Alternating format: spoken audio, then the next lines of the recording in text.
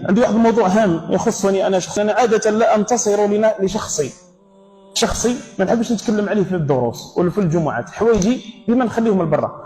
أما أن الأمر قاس شخصية الإمام لازمنا أن ندافع، لازمنا حدث نبين. قال الله عز وجل: يا أيها الذين آمنوا إن جاءكم فاسق بنبأ فتبينوا أن تصيبوا قوما بجهالة فتصبحوا على ما فعلتم نديمين. القصة وما فيها.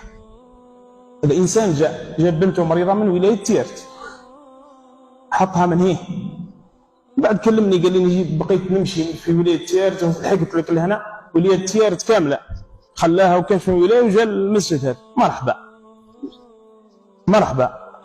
مرحبا. ومن عادتي لا أرد أحدا، ولكن البلاء موجود. قال الله: ونبلوكم بالشر والخير فتنة وإلينا ترجعون. جبته قلت له: ودي ما نقدرش ندير لك نداء، بنتك معاقه والدوله منعتنا. وبالفعل الدوله الجزائريه منعتنا من نديروا النداءات وجمع الاموال. حنا حتى الاموال ما عندناش الحق نشدوهم، وعندنا المحاسبه من دايرين التوسعه تاع برج القران، عندنا محاسب اللي هو اللي يشدو يعطيك لا كيطونس وكلش. جا هذا السيد درنا له اعلان هنا، غاضتني بنته رغم ان القانون لا يسمح. جبته لهنا وراكم شهود والفيديو موجود. ايه صح. كمل النداء، قلت له: اخي اقعد لهيه، واش عطاوك الناس على بركه الله؟ اسمعوا مليح، واش عطاوك الناس؟ ان شاء الله يعطيك مليار، 10 ملاير، 100 مليار، ما يهمنيش فيك، المهم انا باش نجمع لك ما نقدرش. وقفل هيه عنده صاشي. كمل حسب الصوارد نتاعو، ما نقول لك لقى 7 لا 8 لا 10، قسما بالله لا اعلم، نحلف لكم بالله لا اعلم. مرت الايام زاد رجع الرجل غاضني، قال لي: طالب كيفاه وكذا. قال لي بالحرف الواحد: انا ما نعطيكمش التفاصيل كلش، نعطيك شويه والقضيه تبقى للمتابعه، ولكل ذي حق حقه، ونحن الناس تاع حقنا باذن الله عز وجل. نهار اللي نعودوا مظلومين نتخباو، نهار اللي يعودوا ظالمين نتخباو، بصح نهار اللي يعودوا مظلومين والله ما نخليو حقنا لاخر دقيقه. انا نقول لكم اني هنا اني امام نتكلم بالالفام، وراكم شاهدين علينا كل، والله لن اترك الحق لانه قاس الامامه.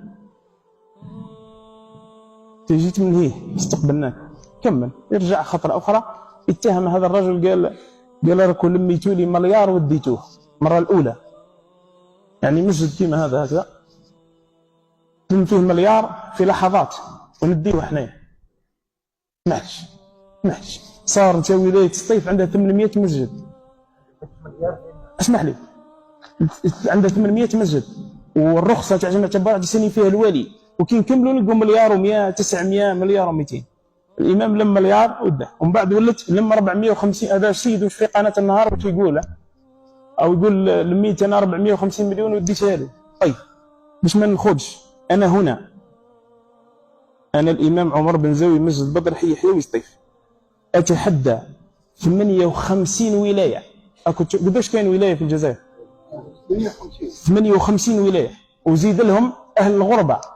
ما كانش قد التحدي هذا يا جماعه. اللي جاب دوره لهذه المراه ولا هذه الطفله هذه 450 مليون ولا 100 مليون ولا 60 مليون ولا 10 مليون، انا نتحدى فيكم كامل 58 ولايه.